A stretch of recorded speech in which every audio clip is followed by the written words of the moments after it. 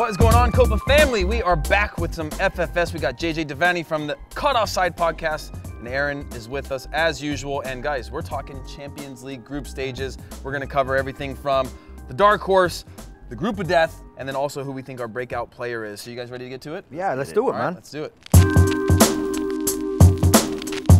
What are we gonna? What do we expect from your group of death? Well, a group of death should be a group, in my view, where any of the teams can go through, but also a team can go out and it's a shock. You thought they're good enough to go through. There's a lot of parity in the group, and that's why I'm thinking that maybe Group G is going to be that group in the Champions League. Besiktas, Monaco, Leipzig, Porto. I mean, okay, Monaco are the pedigree of the group, but you tell me after that who's going to finish second. They're all going to look at each other and think, I can get points there, they can come here, they could cause problems. Just a really tight group. But do you ever think that, like, if you're not PSG, if you're not Bayern Munich, you know, everybody else in that group's like, oh, we got the group of death again. You know, it's like it's the Champions League. That, like, it's the tournament of death. Yeah. Like, there's not a lot of course, you get the Maribors and the what's the Q team? The Qarabag. Yeah. No disrespect for not knowing their name. Okay, that wasn't the purpose. But are we gonna get arrested for being up here? What is going on in the neighborhood? Look, it's fine. It's my house, my rules. What happens up here is fine. Okay. Street level is a different thing. It's H for me. It's Real Madrid, Dortmund, Spurs, who are probably going out. Come on, it's Spurs. And then poor Apwell, like just languishing at the bottom of the group, just looking up at those guys. I mean, I love to hate on Spurs, but they've got a good team. Dortmund has got a great team. Real Madrid is Real Madrid. It's going to be really interesting. But let's be honest about where Spurs are at now. They want to be considered challengers in the Premier League. They consider themselves. No, they are challengers. Yeah, but hang on, they don't win anything. Yeah, but they are the epitome of challengers. Right. Okay. They consider themselves a big club with a big history. Right. Yeah. This is what you wanted. You said you loved those European nights. Well, stop moaning about this. You've got a chance to make some serious history with Dortmund, with Real Madrid in your group. Enjoy it. Drink it in. Yeah. And then finish third. Yeah, I agree with that. I agree with that because then, I mean, what's the difference, right? You get out of your group just to get to the knockout stages so you can say you had a successful campaign just to get beat by Dortmund or Real Madrid. If you don't consider yourself a big club, right? If you're saying, oh, we got a tough group and you're just getting to a point where you know, you just want to get to the knockout stage and then you play the big teams and get knocked down and like, oh, it's respectful, you know? If anything, if you can get points there, you kind of build on that and hopefully, I don't know. But but you're guaranteeing yourself those big nights. I mean, imagine bringing Dortmund and their fans to Wembley Stadium. Nearly said White Hart Lane, but Wembley Stadium. It's just the nights that you dream about as a fan. When Roy Keane used to make fun of you and say it's only Spurs. When you were mid-table in the 90s or even closer to relegation than you wanted to be, you dreamt about being in this place. You're here now. Shut the fuck up. Stop complaining. Yeah. All right, I'm going to go with Group E, you know, Spartak Moscow, Sevilla, Maribor, Liverpool. I'd like to know your opinion on this, but just, it seems like, you know, with all the Liverpool fans we have in the office, it was like, that group came up and they're like, amazing, we'll take it, you know? But it's also one of those groups where it's like, Liverpool, they might struggle. I'm not saying, I mean, Liverpool is really, really good. They should, Liverpool are the clear favorites, but Sevilla, Maribor, you know, like, it's not easy, you know? It's not easy managing a Champions League campaign, and therefore I think Liverpool's the favorites, and Sevilla obviously by name, but it could be anybody that can slip in or slip out of that group. I mean, what are your thoughts? I agree with you, and the concept that Liverpool in some way will make this easy for themselves, just, I mean, it makes me laugh. The problems at centre half have still not been addressed. You're going in against a team like Sevilla who are, you know, they're a seasoned team. They're also the team that beat you in the Europa League 2 years ago. What if Sevilla go to Anfield and mug Liverpool 1-0 or beat Liverpool?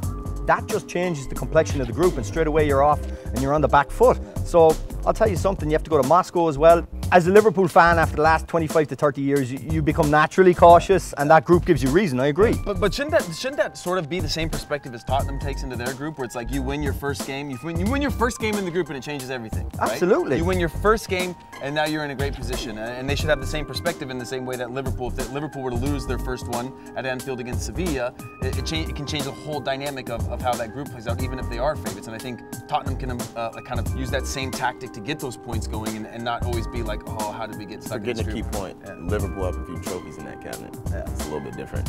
Wow, that is. We won it 5 times. We won it 5 times. In Istanbul, we won it 5 Dude, we times. spent a week with Liverpool 2 summers ago, and I swear to you, I learned every song.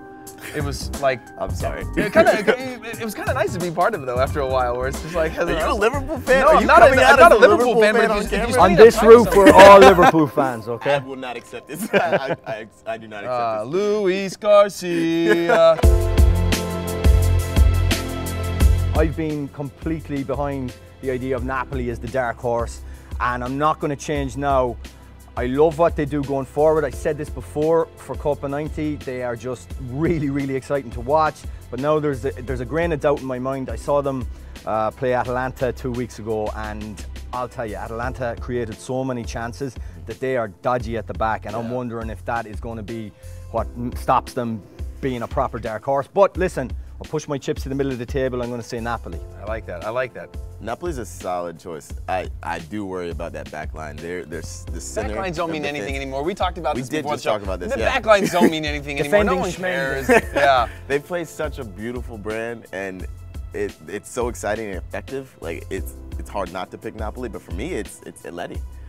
They kept Diego Simeone. They kept Antoine Griezmann.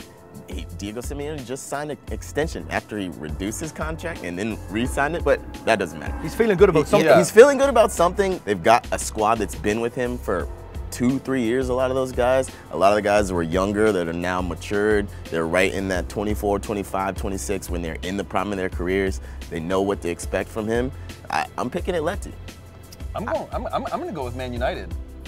I mean, This God, is incredible. what happened Can to I me, just dude? say this is I'm singing incredible, by the Liverpool way. songs, and now I'm saying Man United are my dark horses. Like, You okay, man? what has happened in my okay? life? But this is incredible stuff. Luis Garcia. Dude, First of all, what happened to me, dude? First of all, you've come up on my roof and you're starting to talk about United. This is a Liverpool house, Yeah, all right? listen. I'll have you know. Okay. And also, how can we really say Atleti, though, being in 2 Champions League finals, are the darkest of dark horses? They're kind of a shadow horse. He's got a And also point. United. But you're not wrong. But they also just don't seem all that really close to winning it Yeah. when they get into those finals. So I mean, I'm saying Man United just because I like the back line. I like the depth that they have this year. Obviously, I'm on the Matic hype train just because I think They bought him. a Pogba unlocker. Yeah. It's literally opened up the team to kind of actually finally, and we talked about it again with Granit Xhaka, having to have guys that actually put the other players in the positions to succeed, right? Yeah. And I think having a guy like Matic, they were already really good in the Premier League last year in terms of goals against, and I think that defensive first mentality is one of the few that's left of actually having a real defensive tactic, I guess. And so I could see them being able to run deep again. I know, as you were saying, winter breaks, they never going to happen. I honestly, I think no England. I'm going to put this on camera. I don't think an English team will win Champions League until they institute a winter break. But I really don't think my they will. issue isn't the winter break so much as it is the fact that, like, there's so many teams competing for a title, right? I think the gap of quality in other leagues gets so big too that you can actually rest players and rotate players a lot more effectively in other leagues. Whereas the Premier League, it's 6 teams, right? I mean, if you're playing against any of those teams, you put out your best team all year long, and there's just not a lot of breaks, there's not a lot of rest. So whereas, like, I understand the winter break thing could give you a little bit of rest, but I think it's just the actual parity of the league of challenging for a title and the importance of that. I think when you look at the outlay of money that United have, the 2 Manchester clubs have had over the past 2 seasons, right? And you cannot talk about excuses like winter breaks and things like that. You just can't. You can't do it for me. You look at the groups they're in particular. Maybe not so much. We spent $300 million, but, like, as long as that winter break is there. Yeah, you know, that's going to change everything for They us. spend a Neymar. Yeah. It's been Neymar, that's true. I don't want to make excuses for the Yeah. English teams. That's fair. No way. I'm looking at Christian Pulisic, US men's national team aside. When you see the way he plays in that team for Dortmund, it's fantastic, and the players he has around him, I think he's going to take it to another level. And maybe the fact that Dembele moves on, he gets more responsibility, and I think he'll rise to that. Breakout player for me, he's not a breakout player, he's not a mystery anymore. Asensio is by far and away the best player under 22 who has blood coursing through his veins and boots on and breathes oxygen. He's just fantastic, and I just look forward to getting to watch him regularly in Europe. He's a wonderful player, and there's nothing to suggest that he won't take that form onwards in the Champions League now. He's already scored twice against Barcelona this year, so he's got them in yeah, and I know there were scuffed efforts. They weren't really good shots. You know, they're not. He didn't really strike him that cleanly. Yeah. It could always be better, but that's why he's only 22. He's got time to develop. Yeah, he'll learn how to strike. Yeah, who's your breakout player? You can't. It's really so weird when you say breakout player in Champions League. You can't call him a breakout player. Sometimes I'm like thinking about the guy who's like, the guy you play with in Football Manager that you bring him up when he's 17. Right. So there's a no one's ever heard of. From Carabaj that I've been watching. That's the breakout player. That's on Barcelona B. But like breakout player is such a weird word with a guy who makes like 25 million a year, and you're like, he's gonna break out this year. It's hard to look past Asensio, and you can't call him a breakout player, but it has to be Mbappe for me. Now we're gonna get a full season with him alongside Neymar and Cavani. Don't let me take anything away from Monaco. They were incredible last year, but a better team, more seasoned team. I think Mbappe is going to have an incredible season. Let me ask you this then.